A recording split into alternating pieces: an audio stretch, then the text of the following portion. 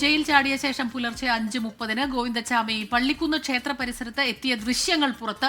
പകൽ ഒളിച്ചിരുന്ന് രാത്രി കണ്ണൂരിൽ നിന്ന് തമിഴ്നാട്ടിലേക്ക് കടക്കാനായിരുന്നു പദ്ധതി. അരുൺ പൂപ്പറമ്പയുണ്ട് ഇപ്പോൾ വിവരങ്ങളുമായി കണ്ണൂരിൽ നിന്ന്. അരുൺ, പുതിയ CCTV ദൃശ്യങ്ങൾ കൂടി വരുന്നു. വിവരങ്ങൾ അരുൺ.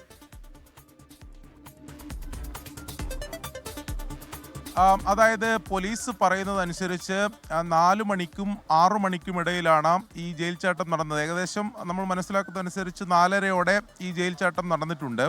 അതിനുശേഷം ഈ ഗോവിന്ദച്ചാമി എങ്ങോട്ട് പോയി എന്നതാണ്. പക്ഷേ ദൂരെ എവിടേക്കും പോയിട്ടില്ല എന്നതാണ് ഈ CCTV പുറത്തു വരുന്ന കൂടുതൽ CCTV ദൃശ്യങ്ങൾ അത് തെളിയിക്കുന്നത്. ഇന്നലെ ഈ തളാപ്പ് ഭാഗത്തു നിന്നുള്ള മറ്റു CCTV ദൃശ്യങ്ങൾ പുറത്തു വന്നിരുന്നു. അയാൾ നടന്നു പോകുന്ന CCTV ദൃശ്യങ്ങളൊക്കെ പുറത്തു വന്നിരുന്നു. പ്രത്യേകിച്ച് ആ തളാപ്പ് DCC പരിസരത്തു നിന്നുള്ള CCTV ഉൾപ്പെടെയുള്ള ദൃശ്യങ്ങൾ പുറത്തു വന്നിരുന്നു. ഇപ്പോൾ അതിൻ്റെ കൂടുതൽ ദൃശ്യങ്ങൾ കൂടി പുറത്തു വരുന്നുണ്ട്. അതായത് തളാപ്പ് ക്ഷേത്രത്തിന് സമീപത്തൂടെ നടന്നു പോകുന്നതാണ്.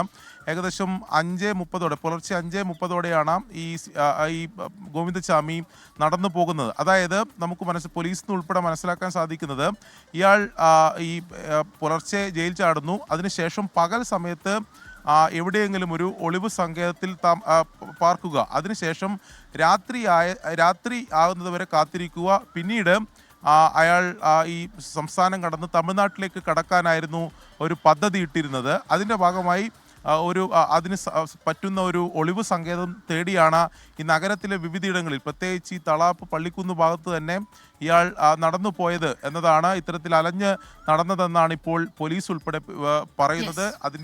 അത് തെളിയിക്കുന്ന, അത് സാധൂകരിക്കുന്ന കൂടുതൽ ദൃശ്യങ്ങളാണ് ഈ ഘട്ടത്തിൽ പുറത്തു വരുന്നത്.